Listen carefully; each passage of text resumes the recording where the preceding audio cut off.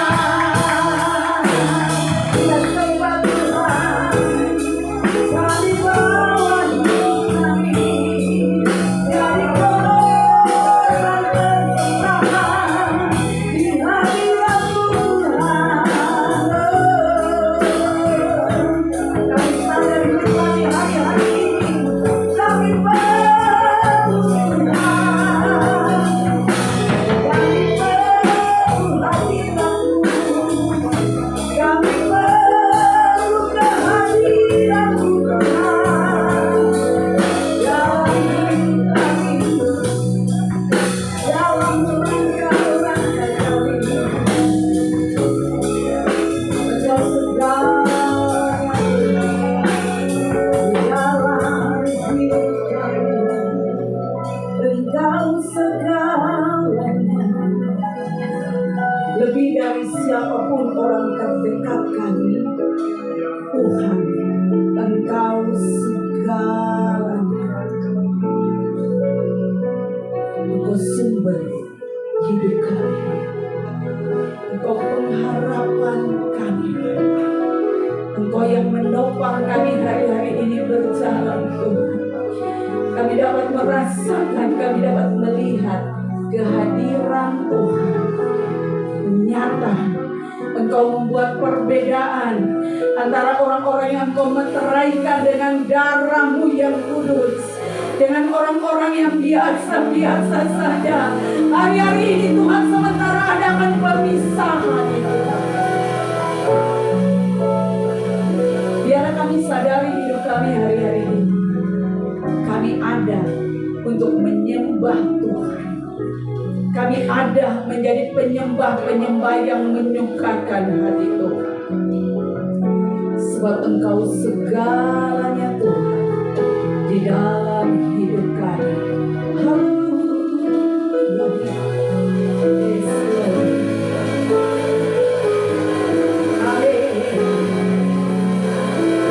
Yesus, Kau segalanya bagiku, Tuhan yang mengajarku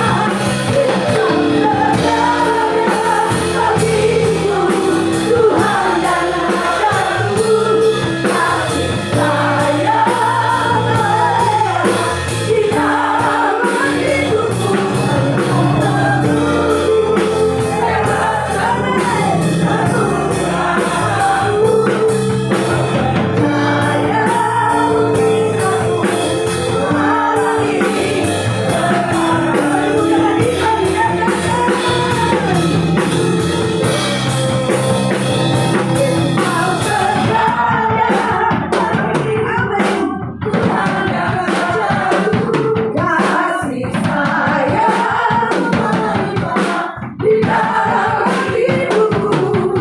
Kami pun terus bebaskanku semua aku, percaya mujizat-Mu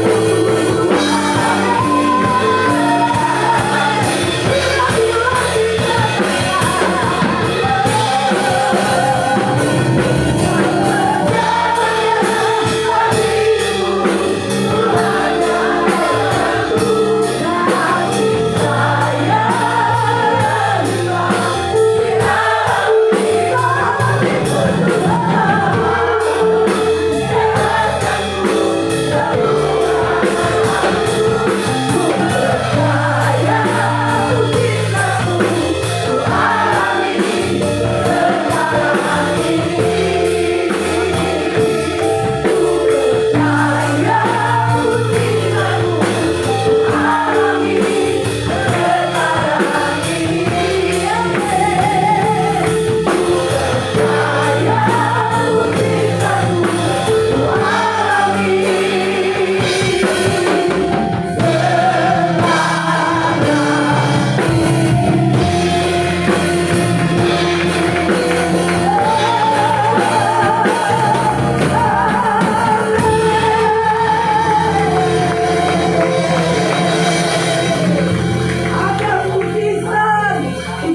Setiap pengharapan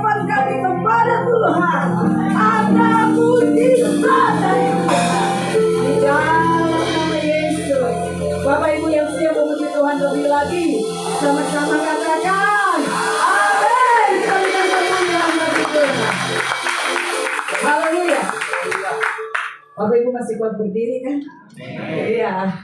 Salaman kiri kanan, semangat memuji Tuhan. Amin. Yuk. Kita tepuk tangan yang lebih kuat kita.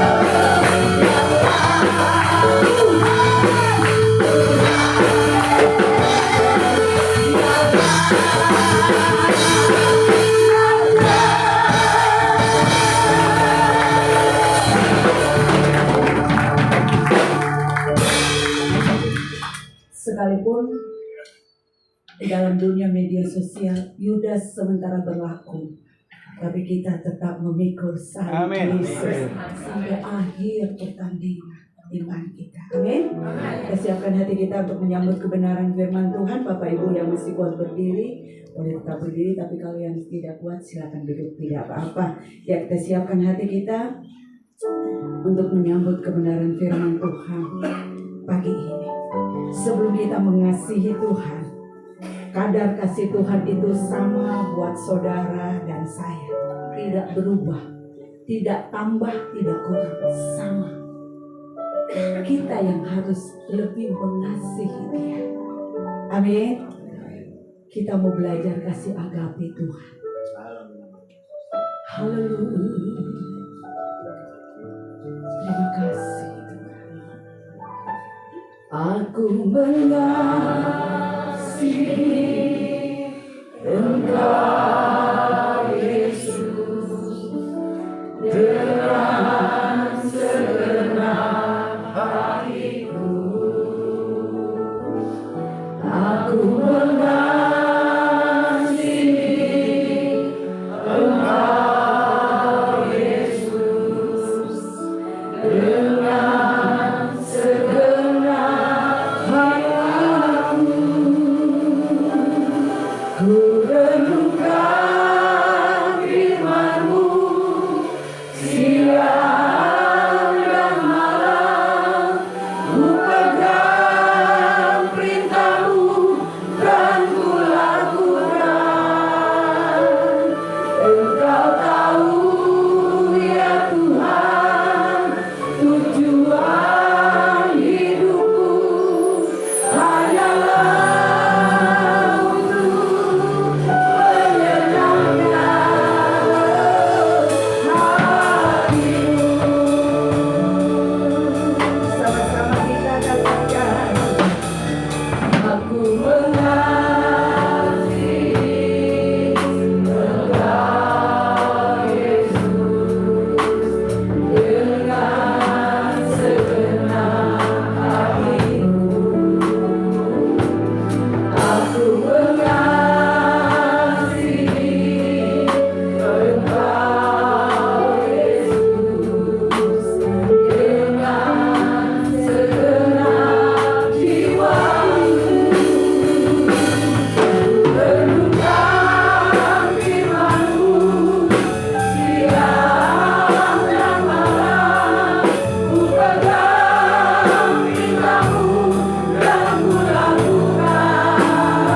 Engkau tahu ya Tuhan, tujuan hidupku hanyalah untuk menyenangkan hati-Mu. Renungkan firman-Mu siang dan malam, ku pegang perintah-Mu dan ku lakukan. Engkau tahu ya Tuhan, tujuan hidupku hanyalah untuk menyenangkan hati-Mu.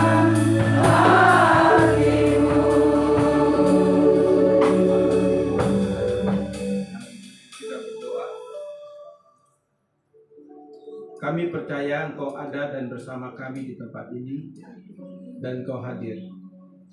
Kami menghormati, menghargai kehadiran-Mu ya Bapa di tempat ini. Kami sudah berkata-kata kepada Engkau lewat pujian dan penyembahan kami. Dan saatnya Engkau berkata-kata kepada kami ya Bapa lewat kebenaran firman.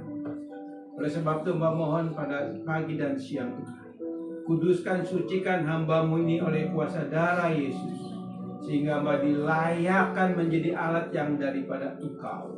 Dan biarlah Roh Kudus sendirilah yang menaruh perkataan hikmat di dalam hati jiwa dan bibir hamba-Mu.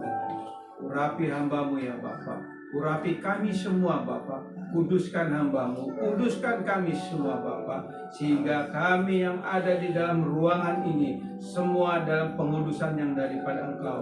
Kami dilayakkan daripada Engkau, dan kami percaya ada perlindungan kuasa darah Yesus bagi setiap kami di tempat ini, sehingga segala anak si roh jahat dalam bentuk apapun juga tidak akan pernah mencuri firman Tuhan, tapi akan jatuh di tanah hati kami, bertumbuh, berakar, berbuah 30, 60 dan 100 kali lipat. Terima kasih Bapa, berkata-katalah kepada kami. Kami siap dan membuka hati kami, dan Roh Kudus tolong tuliskan firman ini di dalam setiap roh daging kami masing-masing, di dalam roh hati kami. Terima kasih Bapa, dalam nama Yesus kami berdoa. Amin. Shalom. Silakan duduk. Saudara yang kasih dalam Tuhan, Pertama-tama saya mengucapkan selamat bergabung bagi saudara yang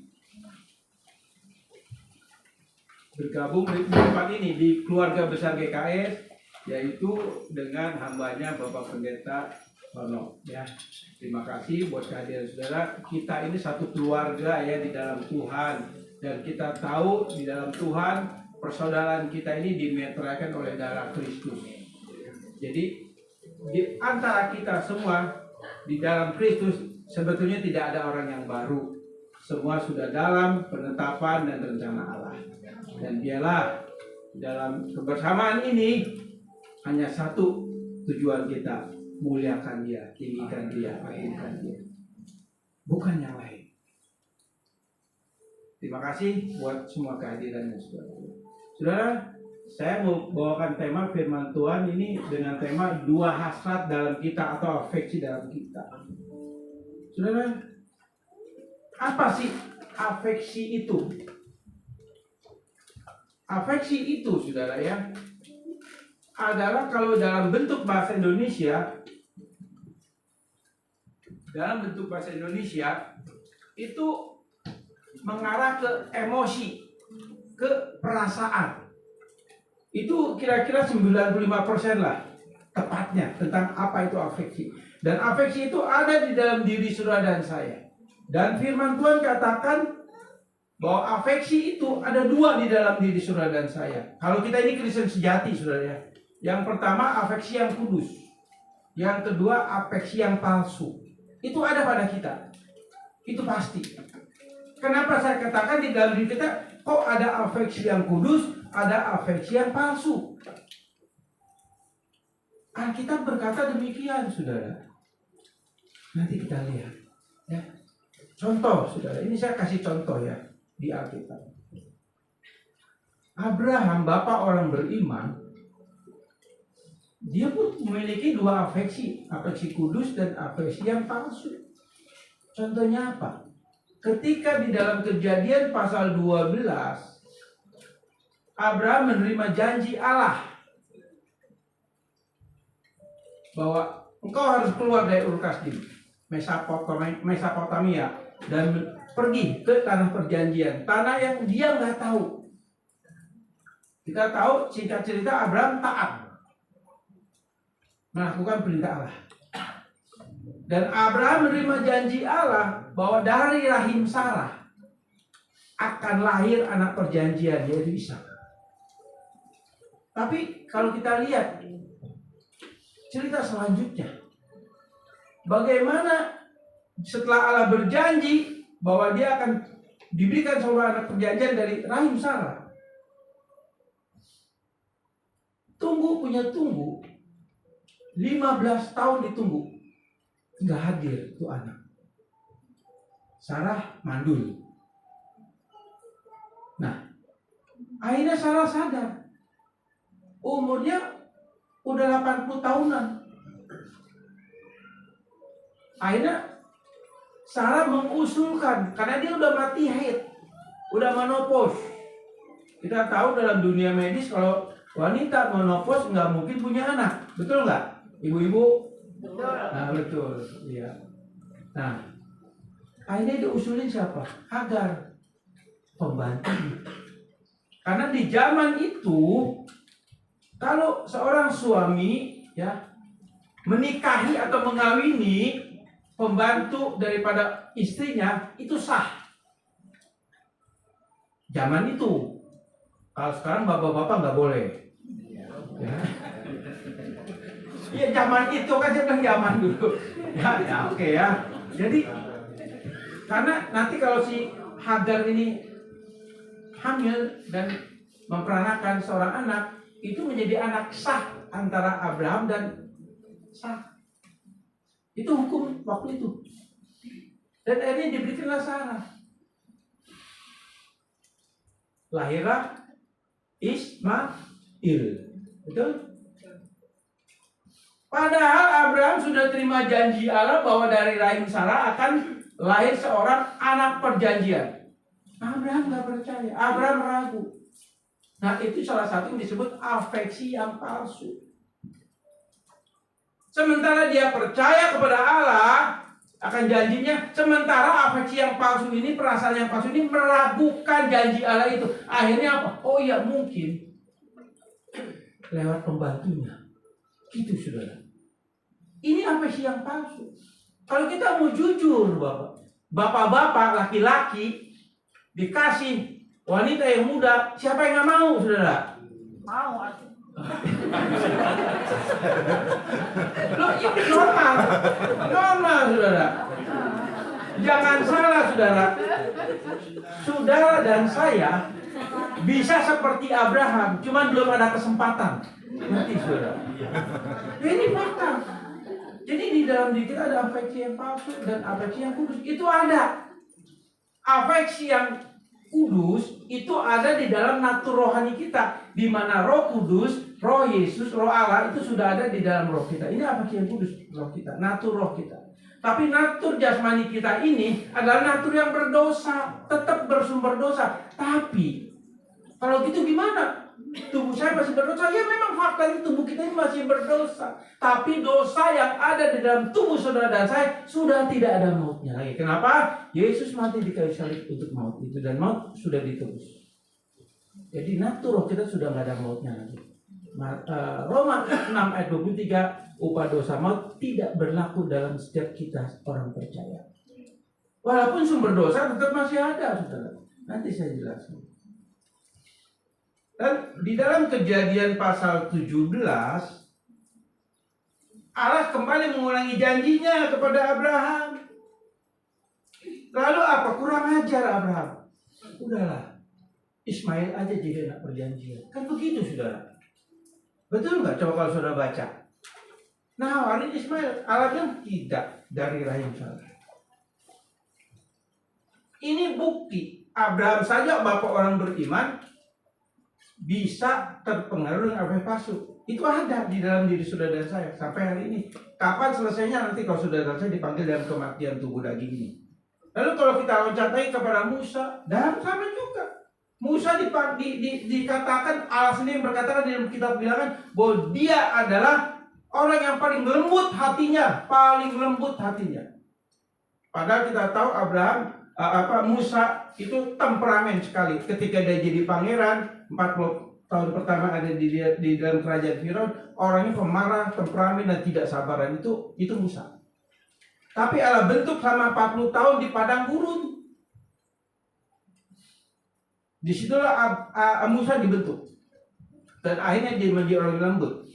Tapi sudah tahu, ketika bangsa Israel menuntut, waktu itu mereka kehabisan air, mereka butuh air. Lalu Allah katakan apa? Abraham katakan kepada gunung batu ini, sehingga gunung batu ini akan keluar air. Tapi apa yang Musa lakukan? Maksudnya Musa, dia begitu emosional. Dia pukul batu itu, air tetap keluar. Nah, saat itu Musa kembali, natur manusiawinya muncul lagi. Padahal udah 40 tahun diproses di padang gurun. Nah, itu apa? Itu afeksi yang palsu.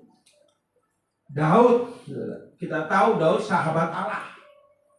Daud hubungannya intim dengan Allah. Apa yang terjadi?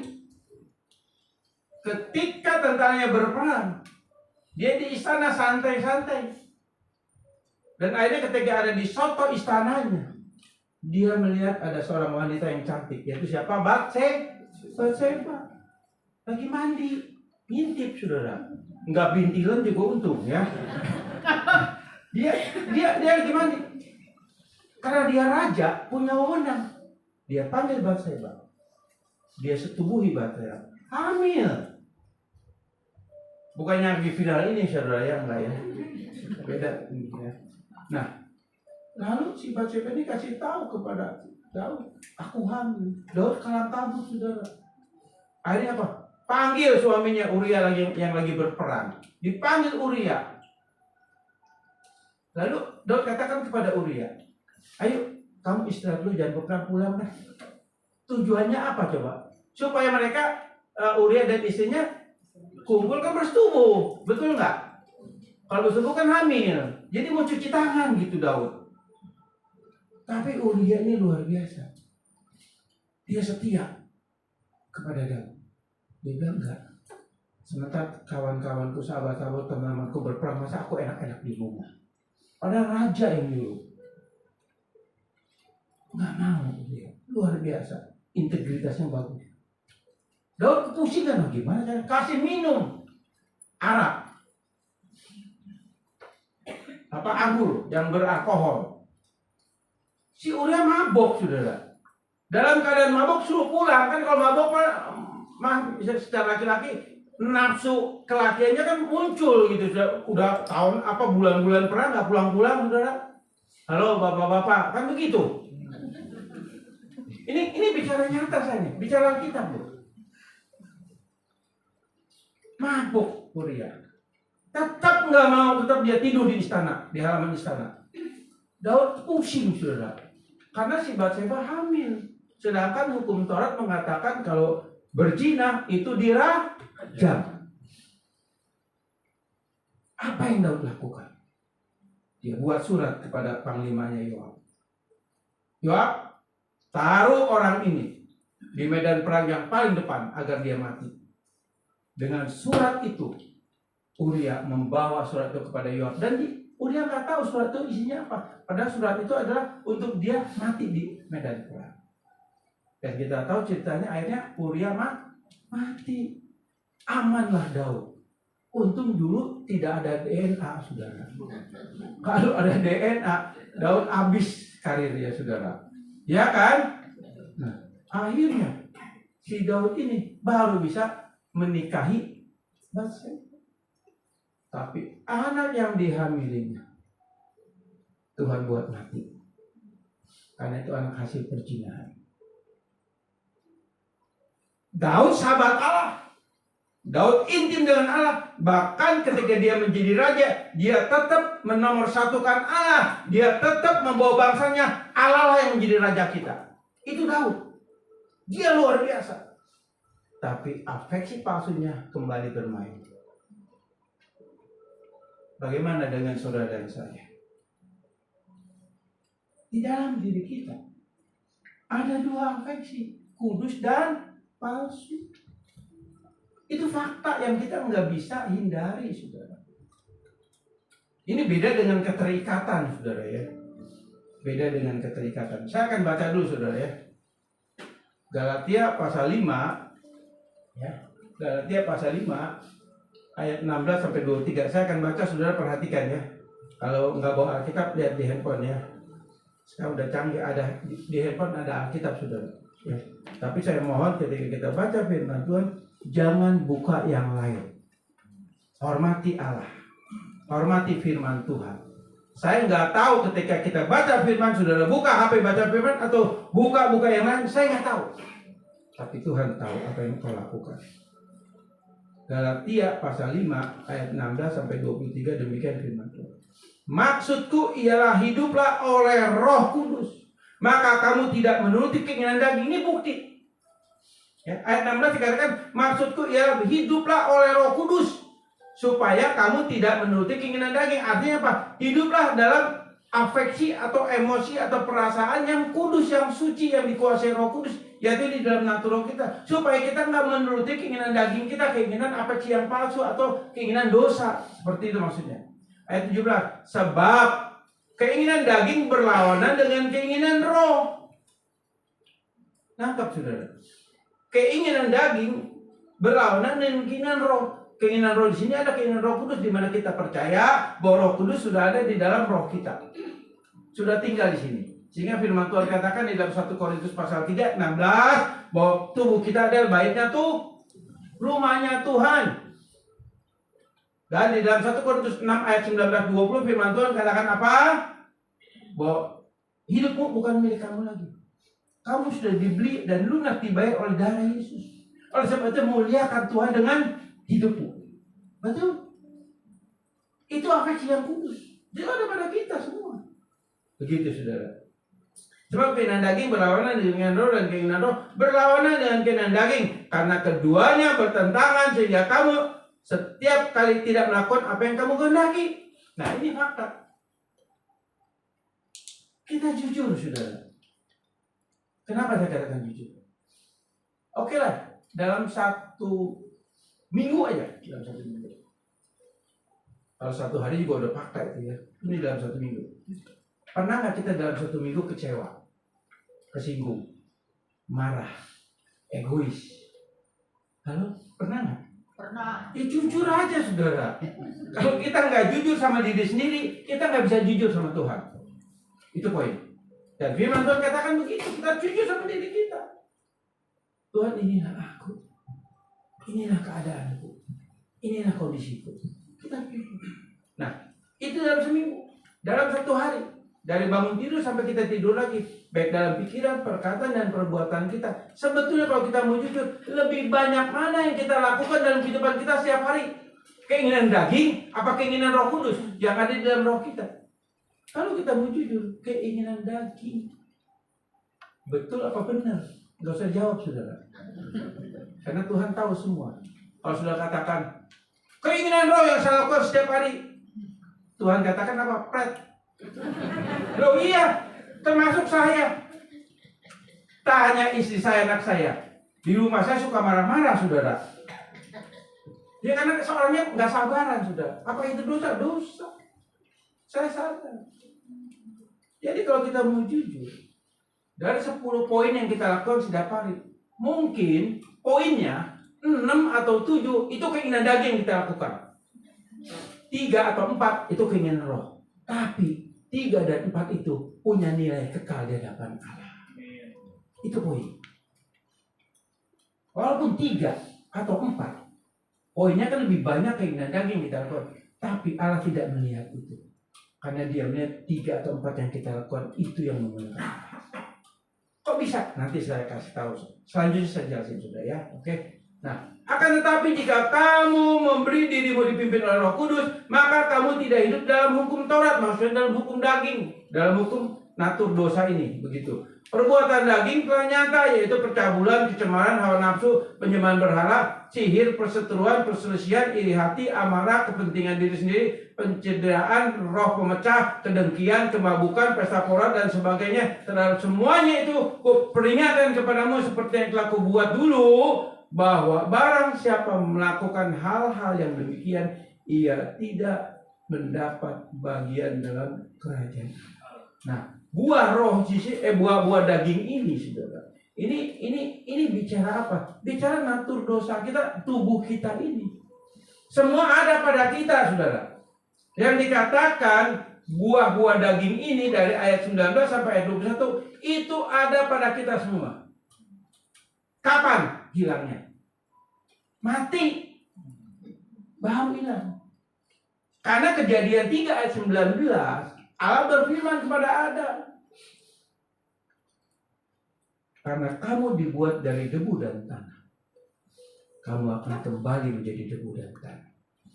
Itu udah vonis. Itu tubuh daging kita ini. Dan kalau kita belajar lagi di dalam 1 Korintus pasal 15, bagaimana Paulus katakan bahwa natur daging kita ini nanti akan kembali menjadi debu dan tanah, dan kita akan diberikan dengan tubuh kemuliaan. Dan itu tubuh kemuliaan, tubuh yang sudah tidak ada dosa lagi, tubuh yang betul-betul bersih. Sebab itu tubuh yang sama seperti Yesus bangkit. Seperti itu, saudara. Nah, saudara, kalau kita bandingkan dengan Kolose 3 ayat 3 pasal 3 ayat 5 sampai 17, firman Tuhan katakan begini, ayat 5 sampai 10-nya. Karena itu matikanlah dalam dirimu segala sesuatu yang duniawi. Jadi kita dihimbau, kita diminta untuk kita bergumul terus mematikan keinginan daging kita, dan itu bagian saudara dan saya. Jadi setiap hari kita harus ingat ini, kita harus mematikan di dalam diri kita sesuatu yang duniawi atau keinginan daging kita. Mau marah, mau kecewa, mau kesinggung, itu bagian kita. Artinya apa? Kita bergumul, Tuhan, saya nggak mau marah, Tuhan, saya nggak mau kecewa, tolong mampukan saya. Akhirnya kita bisa berkata, Pak, Tuhan ampuni dia, Tuhan berkati dia. Itu artinya matikan. Jadi kita matikan setiap hari. Itu pergumulan kita, ya. yaitu percabulan, kenajisan, nafsu jahat, dan juga keserakahan yang sama dengan penyembahan berhala. Semua itu mendatangkan murka Allah atas orang-orang durhaka. Dahulu kamu juga melakukan hal yang demikian. Ketika kamu hidup di dalamnya. Masih ada? Lanjut. Tetapi sekarang buanglah semua itu, yaitulah marah, geram, kejahatan, fitnah, dan kata-kata kotor yang keluar dari mulutmu. Jangan lagi kamu saling mendustai, karena kamu telah menanggalkan manusia lama serta kelakuannya, dan telah mengenakan manusia baru yang terus-menerus diperbaharui untuk memperoleh pengetahuan yang benar menurut gambar karunia. Saudara, jelas sekali kalau saya 3 ini menjelaskan tentang posisi saudara dan saya, dan di mana Paulus mengingatkan untuk kita, ayo fokus kepada keinginan daging, keinginan roh, fokus kepada kehendak roh, fokus kepada firman Tuhan. Maksudnya seperti itu, saudara. Kita harus fokus ke sana. Tapi jujur, kadang-kadang mata kita suka melenceng. Betul enggak? Betul benar? Iya. Karena memang jiwa kita ini kan nempelnya di daging kita. Jadi jiwa itu satu-satunya pintu untuk menyatakan kehendak Allah atau firman Tuhan yang ada di dalam roh kita. Untuk menyatakan kehendak dosa cuma lewat jiwa. Contoh ruangan ini, saudara keluar masuk lewat ini, betul? Bisa ke belakang? Gak bisa, tembok semua lewat ini. Itu contoh jiwa.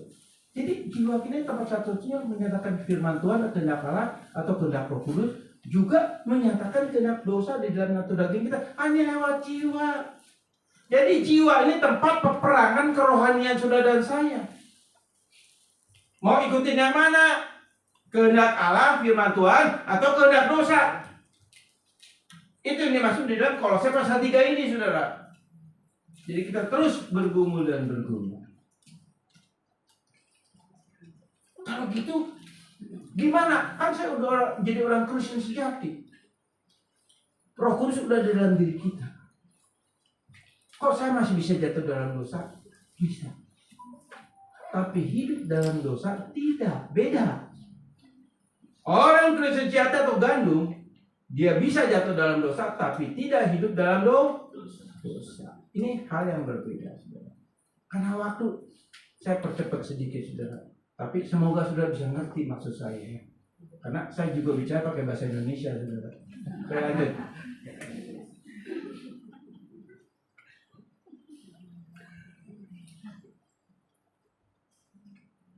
Tidak apa-apa. Jadi gini, saudara. Ya, tadi kita bandingkan ya Galatia 5 ayat 16 sampai 23 tentang dibandingkan dengan Kolose pasal 3 ayat 5 sampai 17 ya. Juga kalau kita baca lagi Efesus 4 17 sampai 32 itu saya nggak perlu baca, saudara. Kenapa? Karena waktunya, saudara, ya. Karena kita waktunya durasinya saya khotbah harus cuma bisa 40 menit, saudara. Bahkan ada yang minta setengah jam, saudara. Tapi kalau saya khotbah 1 jam setengah, saudara, satu-satu pulang, saudara. Tapi nggak apa-apa, saudara. Pulang silakan, persembahan dulu kasih. Saudara, sadar nggak kita? Kenapa saya katakan sadar nggak kita?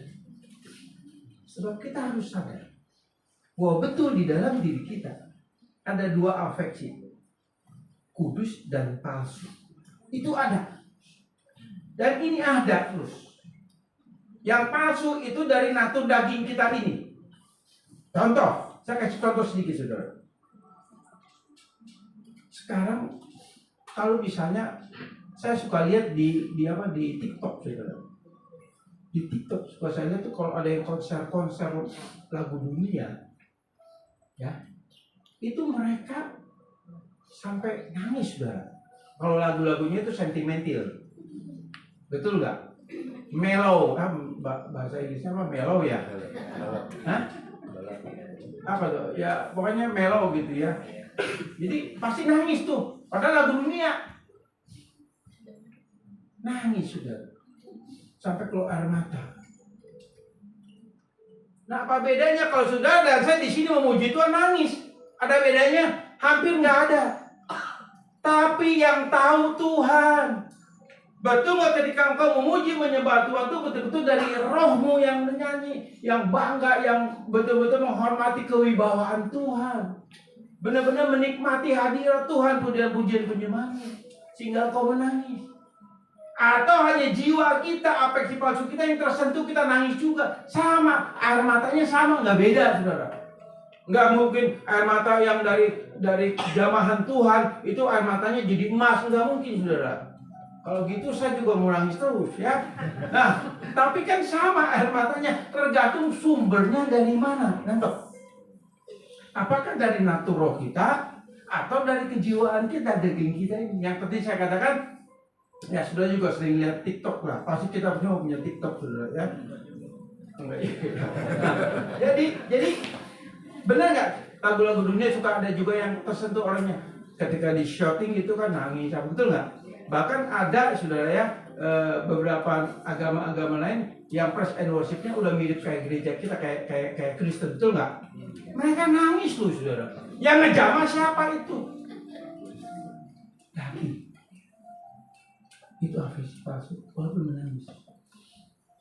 Kalau kita ada roh Allah yang menjamah kita, sehingga kita menikmati hadirat Allah. Mereka menikmati dalam tanda kutip hadirat apa? Kita nggak tahu. Saya nggak mau menghakimi. Tapi firman Tuhan katakan hadirat Allah bisa kita nikmati hanya di dalam Yesus Kristus Tuhan. Selesai. Dan kita harus sadari itu, saudara. Oke? Ya. Lanjut.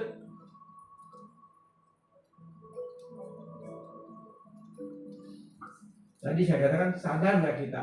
Tanpa sadar kita suka terjebak dengan asumsi afeksi palsu kita. Tanpa sadar kita sudah terjebak dengan afeksi palsu kita atau hasad kita dalam diri kita, baik itu dalam melayani, beribadah, beriman kepada Kristus dan berdoa. Kenapa saya katakan demikian, saudara? Baik itu yang melayani Tuhan, yang beribadah, yang katanya beriman kepada Kristus, yang katanya berdoa. Tapi faktanya, ketika keluar dari gereja, dalam keseharianmu, apakah engkau tetap memuliakan Tuhan? Apakah engkau tetap memuji Tuhan? Apakah engkau tetap menghormati, menghargai Tuhan?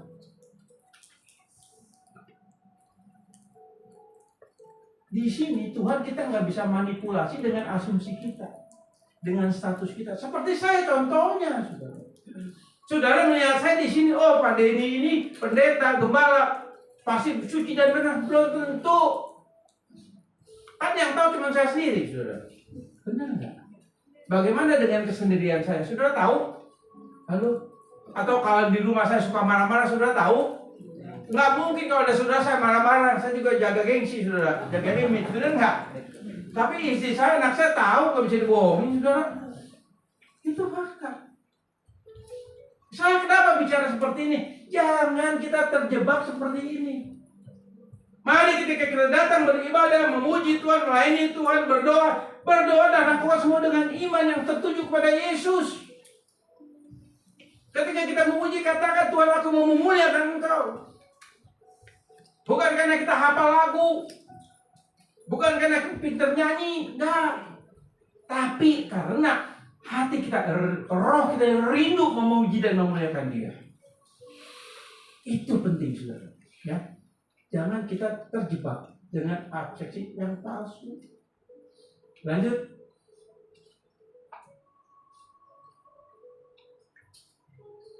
Kepercayaan asumsi dari afeksi palsu itu adalah sebuah imajinasi. Kita semua punya imajinasi, saudara. Betul nggak? Kita suka imajinasi itu apa ya dalam bahasa? Hah? Ya, menghayal kali ya. Ya, mirip nggak? Imajinasi, menghayal sama nggak? Sama nggak ya? Iya, imajinasi itu berimajinasi. Menghayal. Ya, menghayal gitu ya. Ya dulu kalau saya lagi masih muda sebelum nikah, saudara. Kalau melihat cewek, saudara, kalau lihat cewek cantik saya pikirin, saya begitu maksudnya, saudara. Ini imajinasi, saudara. Iya, loh, saya mau jujur aja nih, bapak-bapak di sini jujur lah. Iya, betul. Itu memang fakta. Loh, iya fakta. Betul nggak Pak Tano? Waktu kita masih muda. Iya. Iya, nggak bisa. Itu fakta yang kita nggak bisa. Sampai sekarang pun jujur saudara. Sehingga Yesus katakan apa? Jika kamu memandang wanita, hasratmu timbul, kamu sudah berzina. Tuhan tahu hati kita. Jujur, saya juga jujur, saya laki-laki. Kalau di mall ngelihat perempuan cantik, apalagi bajunya kurang, saudara. Ya, ngelihatnya puyeng juga, saudara. Loh, itu fakta. Saya nggak mau bohong. Coba, ayo kita cek. Kalau kita ngelihat yang cantik-cantik, senang nggak? Atau ibu-ibu yang ganteng-ganteng? Oh, itu nggak normal dong. Oke, kita balik. Jadi, kepercayaan atau asumsi dari afeksi palsu itu artinya imajinasi. Alkitab menolak konsep imajinasi. Alkitab menolak konsep imajinasi. Ada dulu pengajaran yang mengatakan, oh kita berimajinasi bersama Roh Kudus. Di mana ayatnya? Nggak ada. Itu ada pengajaran dulu ya waktu tahun 90 tahun 2000-an. Ada. Oh kita ya dari area karismatik juga. Berimajinasi bersama Roh Kudus. Ngawur, saudara. Alkitab menolak itu, saudara. Karena imajinasi hanya timbul dari kejiwaan manusiawi kita. Imajinasi timbul dari kedagingan kita. Karena kalau bicara Roh Kudus yang hadir di dalam natur kita, ini bicara hal yang nyata dan fakta yang kita nggak bisa sangkal. Karena apa? Dia sendiri Roh Kudus yang menuntun dan memimpin kita. Ketika kita berpikir, ketika kita merancang sesuatu, Roh Kudus yang memimpin kita, yang menguasai kita, bukan natur dari afeksi palsu untuk kedagingan kita. Gitu saudara ya. Imajinasi adalah konsep kepercayaan timur. Agama-agama timur itu selalu punya konsep imajinasi. Itu agama timur. Ya, mulai dari India, Asia, itu ya Indonesia. Agama-agama timur itu punya konsep imajinasi. Kita nggak seperti itu. Bisa membuat kita melenceng dari kehendak Allah ya. Karena kalau kita berimajinasi, misalnya melayani Tuhan di tempat ini, back worship leader, singer, pemusik, lalu main dengan imajinasinya gitu, menikmati hadirat Tuhan, itu adalah hal yang palsu di mata Tuhan. Walaupun yang memuji di sini suaranya bagus, yang main musiknya bagus, tetap di hadirat Tuhan nggak hadir. Tapi saya percaya worship singer, pemusik di tempat ini, mereka betul-betul fokus dan memuliakan Tuhan. Enggak pakai imajinasi. Mereka lakukan dengan iman. Orang yang melakukan dengan iman, dia tidak punya imajinasi untuk masalah kerohanian. Ini penting. Ya. Orang yang memiliki iman sejati, dia tidak akan pernah berimajinasi dengan hal-hal yang berhubungan rohani. Lalu boleh nggak kita berimajinasi? Boleh, nggak salah. Tapi konsepnya dan konteksnya harus jelas dulu. Begitu saudara. Ya, afeksi kudus dan palsu ada pada kita, dari saya sudah jelaskannya, yaitu dua kehidupan, kekuatan, kebutuhan, hasrat yang menjadi satu dalam jiwa. Ya lanjut. Ciri afeksi palsu daging. Satu. Ini ciri afeksi palsu ya. Satu, kita butuh Allah, tapi butuh untuk memenuhi nafsu keinginan daging kita. Hati-hati saudara.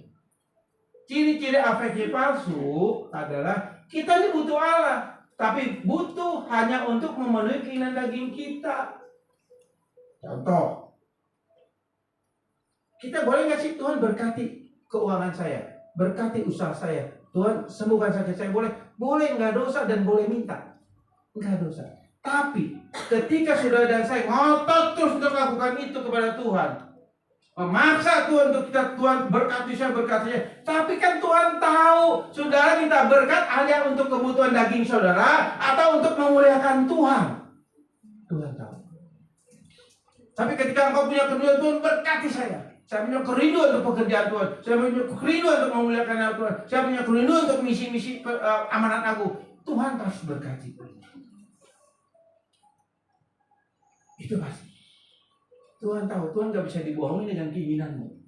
Dia tahu apa yang ada di dalam pikiranmu. Ngerti saudara? Ya. Yang kedua, kita butuh kasih Allah, tapi kita tidak siap memelihara kasih Allah. Tuhan, aku butuh kasih-Mu. Kita sangat butuh belas kasihan Tuhan. Tapi kebutuhan kita bukan untuk kita bagikan. Kita untuk miliki sendiri, kita nikmati sendiri. Akhirnya yang ada adalah kasih yang palsu. Bukan kasih agape. Bukan kasih agapo. Dengarkan. Ketika Yesus berkata kepada Petrus setelah dia jatuh dalam dosa 3 kali. Petrus, apakah engkau agapo dengan aku? Petrus katakan, aku filio. Lalu ayat yang ke-16 di dalam Yohanes 21. Petrus, apakah engkau agapo dengan aku? Petrus katakan, aku filio.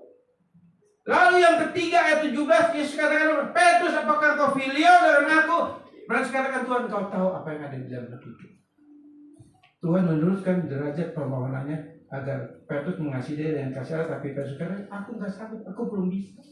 Aku hanya bisa mengasihi engkau dengan kasih manusiawiku. Kasih yang aku mampu hitung. Kenapa Tuhan menurunkan derajatnya permohonan untuk supaya Petrus mengasihi dengan kasih agapo? Lalu akhirnya ayat yang 17, ya Petrus, apakah engkau agapo? Apa filio dengan aku? Turun permintaan. Kenapa? Karena Yesus tahu hati Petrus jujur. Demikian juga saudara dan saya juga. Kita harus selalu jujur sama Tuhan. Tuhan, aku nggak mampu, aku nggak bisa. Beri aku kemampuan untuk aku bisa mengasihi Engkau. Minta, dan Tuhan tahu betul hatimu rindu seperti itu. Salah satu tokoh teologi saudara, Thomas Aquila atau siapa ya? Saya agak lupa. Beliau berkata begini saudara. Tuhan, kalau aku mau jujur, aku ini nggak mengasihi Engkau, dan tidak ada di dalam keinginanku pun untuk mengasihi Engkau. Ampuni aku dan tolong mampukan aku supaya aku bisa mengasihi Engkau. Jujur, saudara, kalau kita jujur sama Tuhan dengan keadaan kita, percaya, Dia akan pulihkan kita. Dia akan pulihkan. Yang ketiga, kita mengimani tapi tidak siap mempercayai. Ini seringkali terjadi, saudara. Saya beriman kepada Yesus, saya percaya kepada Yesus, tapi faktanya tidak siap untuk mempercayai jawaban Tuhan, tidak siap mempercayai untuk pertolongan Tuhan. Setelah kita berdoa, Tuhan tolong saya dan saya percaya Tuhan pasti tolong, bla bla bla. Akhirnya setelah amin, yang jalan kembali pikiran kita, yang jalan kembali dengan rencana kita. Itu fakta yang sering terjadi dalam kehidupan kita. Berdoa hanya sebagai formalitas. Tuhan mau ketika kita berdoa, menyerahkan pergumulan masalah kita, penyakit kita, masalah ekonomi kita, keuangan kita, dan segala masalah apapun juga, Tuhan mau setelah kita berdoa, kita tetap mempercayai Dia. Kita tetap pegang janjinya. Kita tetap setia kepada Dia. Tuhan pasti tahu. Tapi tidak pasti dia tidak siap mempercayainya seperti itu. Lanjut. Ya, ini cepat dikit saudara, karena waktunya saudara ya. Seringkali kita menerima dan berdamai dengan kelemahan dosa dari natur alamiah kita atau dosa kita, karena konsep pikiran kita bahwa kita masih manusia dan banyak kelemahan. Inilah yang menjadikan kita terus jatuh dalam dosa. Kita fakta yang kita nggak bisa. Seringkali kan bukan timbul perkataan-perkataan, ya namanya juga manusia, betul nggak sih? Ya maklum lah, nggak bisa begitu. Di dalam kekristenan sebagai seorang Kristiani, kita menolak konsep seperti ini. Walaupun faktanya natur daging kita natur yang berdosa, tapi kita tahu di dalam diri kita ada roh yang lebih besar, yaitu roh Allah di dalam natur kita. Kita harus menolak konsep seperti ini, saudara. Tidak kompromi dengan kelemahan daging kita. Tidak boleh kompromi. Oke, lanjut. Roma 7 ayat 15 sampai 26 saya nggak usah bacakan saudara, karena waktunya ini juga udah jam 11 lebih, untuk saudara belum batuk-batuk. Kan penyakit jemaat gitu, sudah kodar lama, gitu kan, ya. Tapi puji Tuhan masih belum batuk ya. Kalau batuk ada aku harus sudah minum aja. Ya. Nah, Roma 7 ayat 15 sampai 26 ini kejujuran Paulus. Paulus jujur. Di dalam diriku ini ada dua kekuatan. Di dalam diriku ini ada dua afeksi, yang kudus dan palsu ada. Yang baik yang ingin aku lakukan, tapi faktanya yang tidak baik yang aku lakukan. Itu Paulus jujur, saudara. Dia rasul besar. 13 surat dari perjanjian baru dia yang buat. Dia jujur dengan keadaannya, dengan kelemahannya, dengan kedagingannya. Roma 7 ayat 15 sampai 20 ini kejujuran Paulus terbuka. Dan Tuhan juga perlu itu.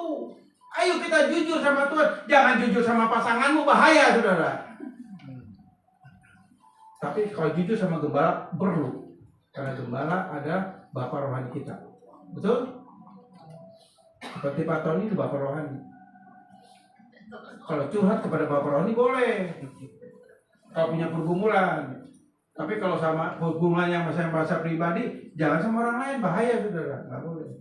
Ya, apalagi misalnya cewek sama cowok curhat, bahaya itu, saudara. Tahu diri ya, karena tetap itu ada hukum negatif dan positif, saudara. Jadi Paulus jujur ya dengan keadaannya. Dia berkata, aku manusia terkutuk. Jujur. Dia katakan, aku ini manusia terkutuk. Kalimat ini bukan berarti Paulus mengutuk hidupnya. Dan 3 kali dia berkata bahwa dia adalah orang yang berdosa, orang yang paling berdosa. Ini sebagai bentuk pergumulan dan tidak kompromi dengan kelemahan dosanya. Paulus jujur, saudara.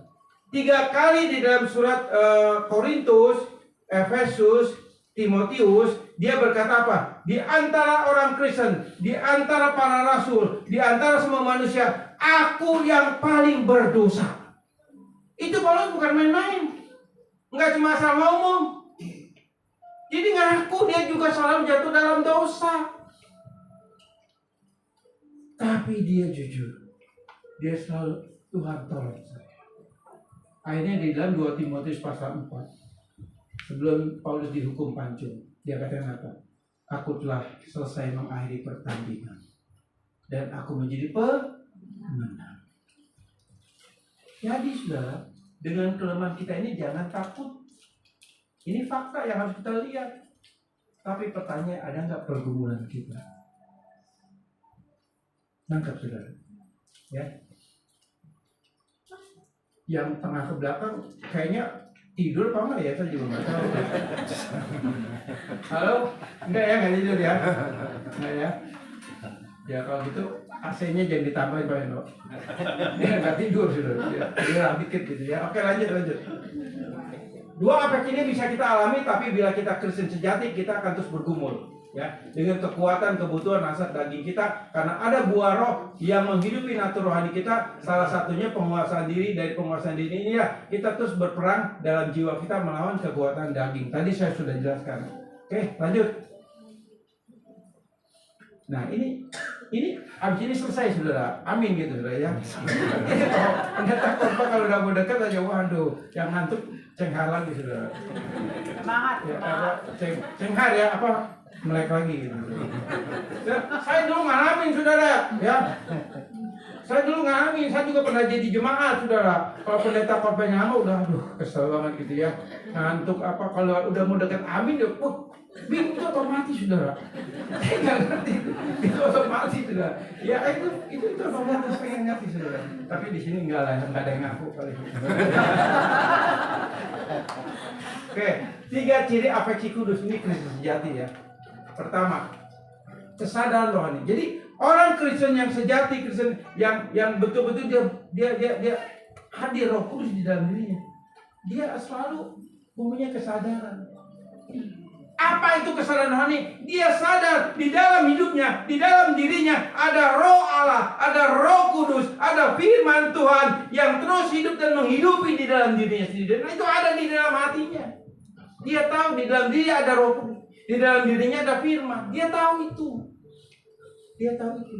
Ketika dia sadarkan hal itu, dia akan selalu jaga hati. Dia akan terus fokus kepada kehendak Allah.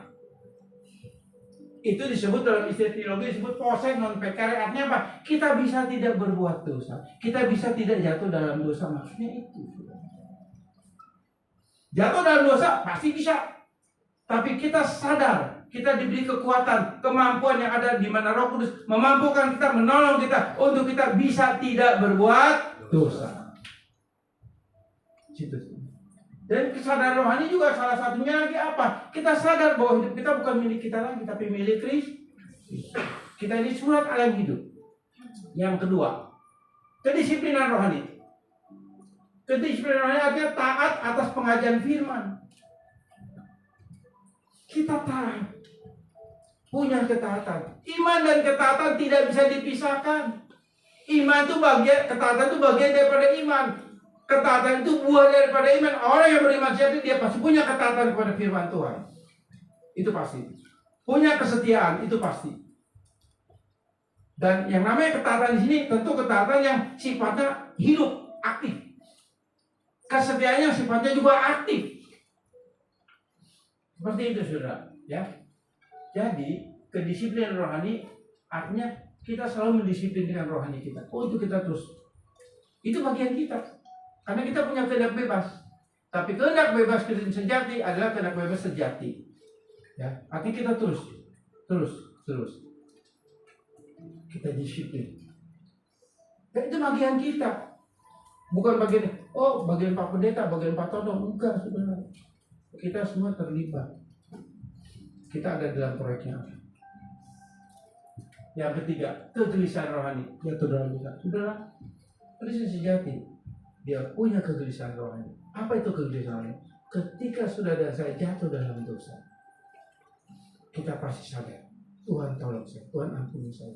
Itu pasti. Hingga firman Tuhan katakan di dalam kitab Efesus apa? Paulus katakan apa? Jangan sampai dosa itu dibawa tidur. Nangkep? Artinya dosa itu harus kita selesaikan hari ini juga. Saya yakin dan percaya, saya hari ini pasti berapa kali jatuh dalam dosa belum saya hitung, saudara. Loh iya dari bangun pagi, betul saya mau jujur. Tapi nanti malam, minimal malam, saya selalu Tuhan, apa saya lakukan? Saya selalu dengan Tuhan ampuni saya. Ampuni saya. Baik, dosa yang sengaja kita selesaikan itu sebelum kita tidur. Sebab orang yang punya Kristen sejati, dia punya kegelisahan rohani. Apa itu salah satunya? Ketika dia jatuh dalam dosa, hatinya nggak sejati. Nggak tenang. Dia akan terus Tuhan ampuni saya. Tuhan tolong. Jadi pertobatan itu bukan seminggu sekali, tapi pertobatan itu sebagai Kristen sejati adalah setiap detik nafas hidup kita. Itu pertobatan. Saya nggak panjangkan firman Tuhan, sebetulnya masih banyak materinya, saudara. Tapi saya sekali lagi takut batuk-batuk, ntar saya suruh beli obat ke apotek dulu. Ya. Saya undang pemusik untuk naik ke atas. Dan kita akan masuk dalam perjamuan kudus.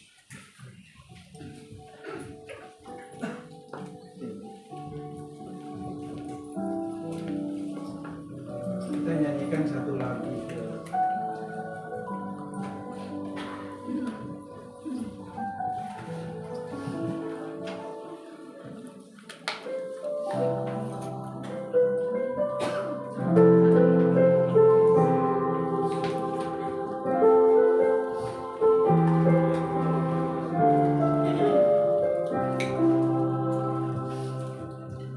Apapun yang terjadi,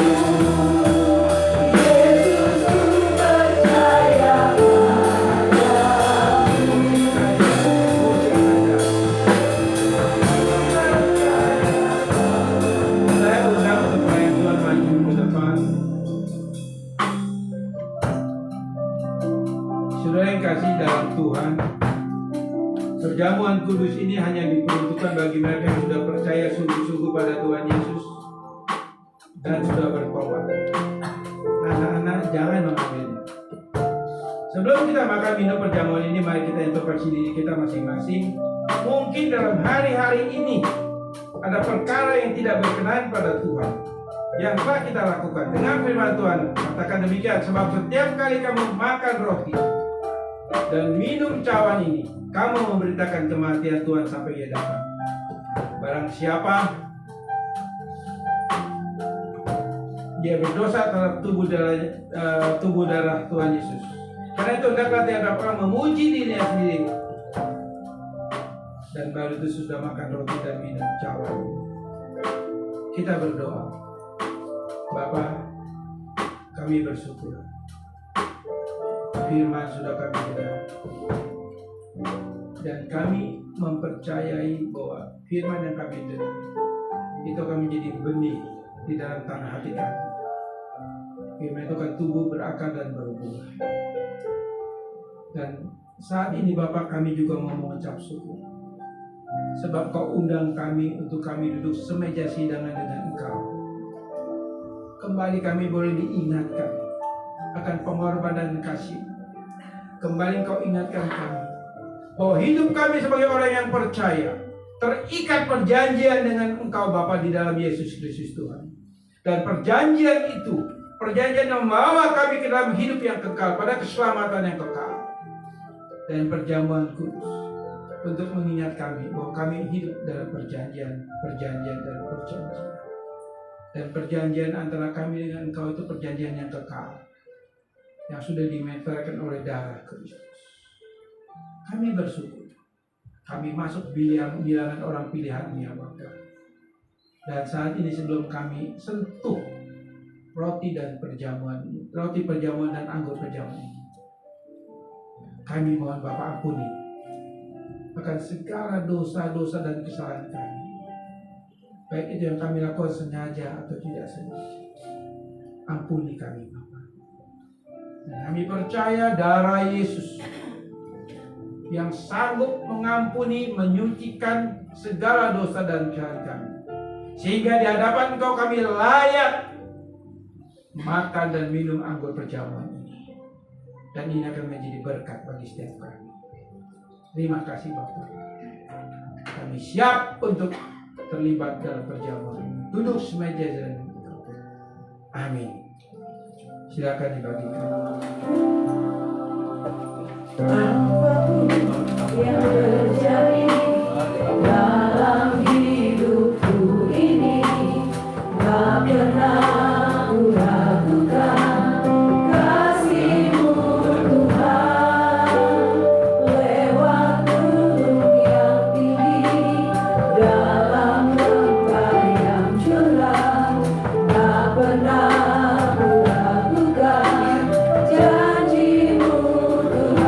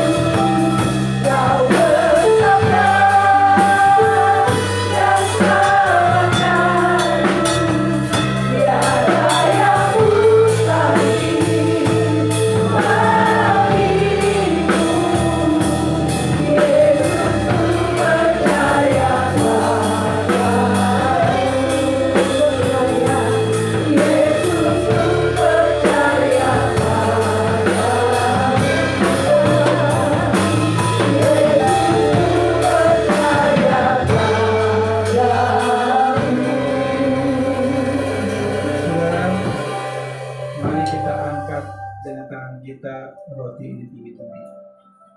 Dengarkan firman Tuhan.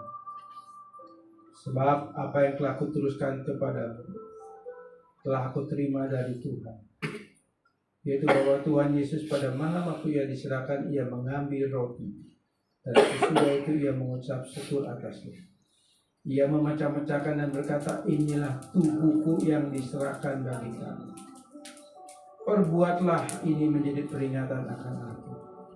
Saudara-saudara yang dikasihi Tuhan, bukankah roti yang kita pecah-pecahkan ini adalah persekutuan dengan tubuh Kristus? Amin. Mari kita makan dalam nama Tuhan Yesus Kristus.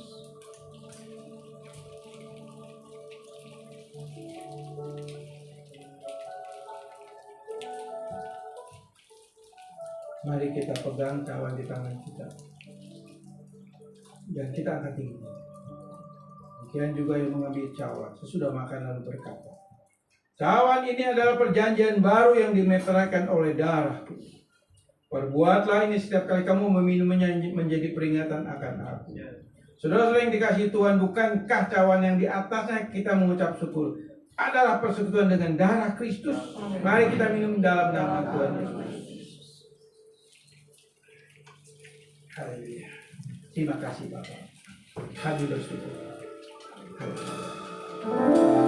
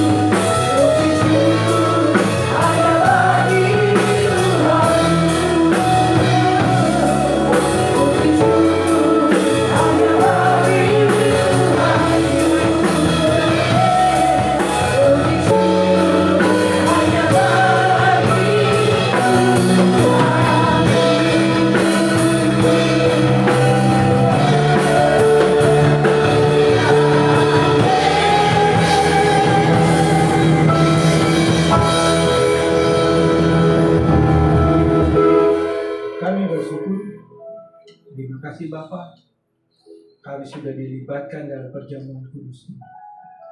Perjamuan yang sakral ini. Dan kami percaya perjamuan ini akan kembali mengingat kami sepanjang bulan April ini, bahwa hidup kami sudah terikat dalam perjanjian dengan Bapa di surga. Dan kami percaya nama kami sudah tertulis dalam buku anak domba. Terima kasih Bapak buat semuanya. Kalau sebentar kami akan membawa korban persembahan bagimu. Apakah itu ucapan syukur, persepuluhan, atau persembahan umum. Kami bawain dengan iman kami, Bapak. Sebab kami tahu apa yang kami berikan lagi kepadamu, berkat itu memang berasal daripada Engkau. Dan Bapak percaya Kau akan memberkati mereka berlipat-lipat kali ganda, sehingga lewat taburan mereka Kau tidak pernah berhutang. Terima kasih Bapak, dengan penuh sukacita kami akan bawa persembahan ini kepada-Mu. Dalam nama Yesus kami berdoa. Amin.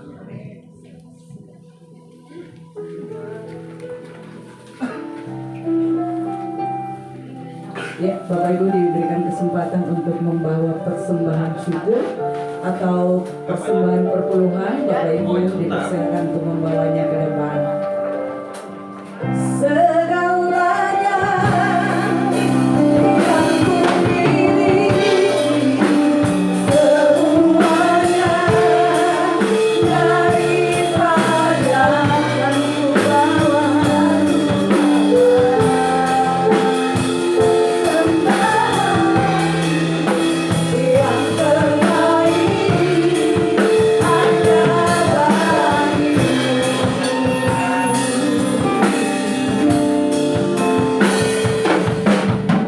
tidak dengan tangan yang hampa, ku datang ke hadiratmu, menyatakan rasa syukurku atas segala berkat-Mu. Tidak dengan tangan yang hampa, ku sujud menyembah-Mu, persembahkan seluruh hidupku di atas sembah-Mu. Segalanya yang ku miliki, semuanya daripada-Mu kan ku bawa. Persembahanku yang terbaik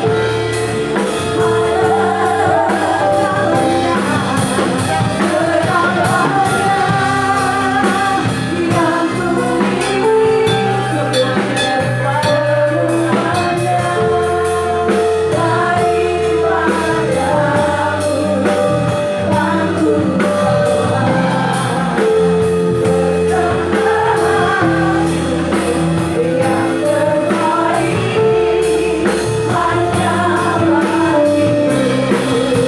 kan ku bawa. Persembahanku yang terbaik hanya bagi-Mu kan ku bawa. Persembahanku yang terbaik hanya bagi-Mu. Muliakan nama Tuhan. Sebelum kita akan mengakhiri ibadah kita di siang hari ini, saya mengundang yang berulang tahun bulan Maret. Bisa maju ke depan? Ada? Di antara jemaat yang hadir banyak ini, adakah yang berulang tahun bulan Maret? Kalau 32 Maret nggak ada ya? Sampai 31. Ada Bapak Ibu? Oh ada. Kita berikan tepuk tangan dulu untuk yang berulang tahun. Iya. Nanti Bapak Gembala akan Masa cuma 2 yang banyak ini? yang baru kamu malu kah? Ayo Bapak Ibu. Ayo. Iya, tuh banyak kan.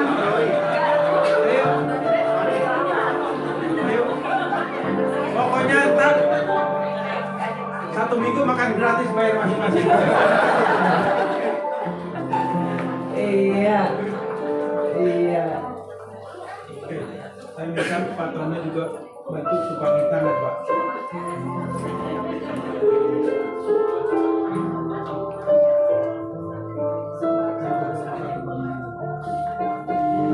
Kita arahkan tangan kita kepada saudara-saudara kita yang berulang tahun pada bulan Maret ini. Bapak menyalakan anak-anakmu yang berulang tahun di bulan Maret ini ke depan.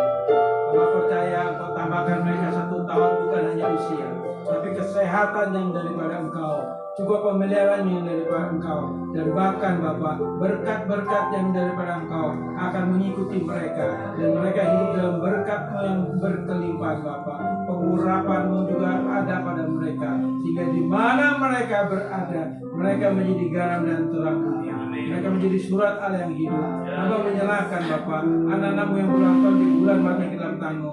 Perlindungan kuasa darah Yesus ada pada mereka, sehingga di mana mereka berada tetap perlindungan kuasa darah Yesus melingkupi mereka. Terima kasih Bapak, dalam nama Yesus Hamba menyerahkan anak-anakmu ke dalam tangan. Haleluya. Amin.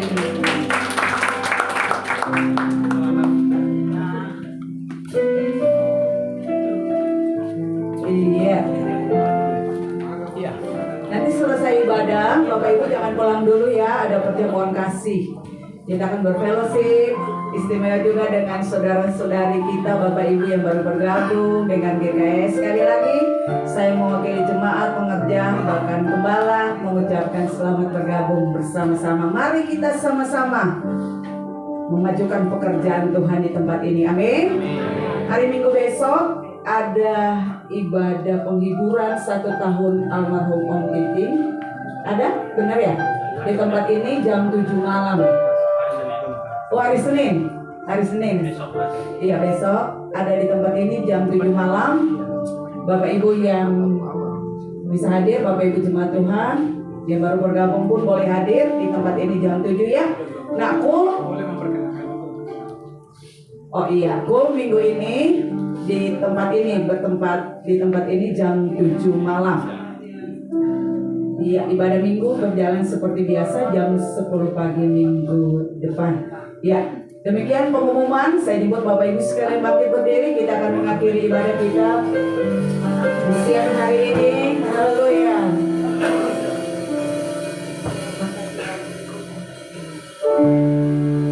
Yes, amin.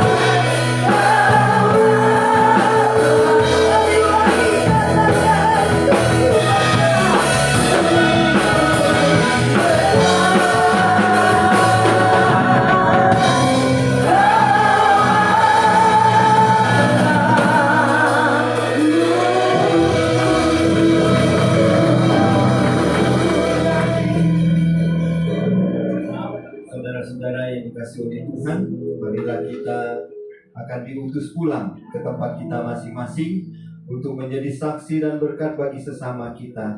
Terimalah berkat Tuhan. Tuhan Allah ada di depanmu, memimpinmu. Tuhan Allah ada di belakangmu, melindungimu. Tuhan Allah ada di sampingmu, menjagamu. Tuhan Allah ada di bawahmu, menopangmu. Tuhan Allah ada di atasmu, mengawasi setiap langkah-langkahmu. Jangan takut dan bimbang di tengah pergumulanmu. Kasih karunia dari Tuhan Yesus, dari Allah Bapa, persekutuan dengan Roh Kudus, bersama dengan saudara sekalian, dari sekarang sampai selama-lamanya. Amin. Selamat hari Minggu Bapak Ibu. Tuhan